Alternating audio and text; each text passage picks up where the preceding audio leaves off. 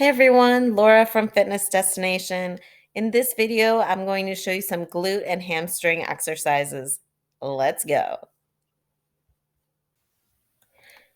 I'm starting with split lunges.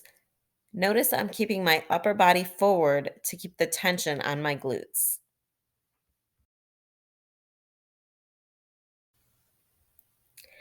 Next, I'm doing a step up with a reverse lunge.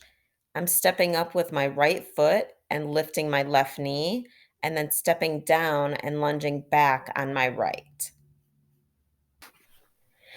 This is a great exercise to test your balance.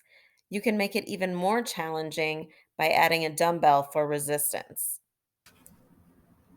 Here, I'm using a pulley with an ankle strap to work my hamstrings. I'm keeping my shoulders and my hips square to the equipment and my foot flexed as I move the weight up and down. I'm also making sure to keep an even pace during the upward and downward motion of the movement to keep tension on the hamstring.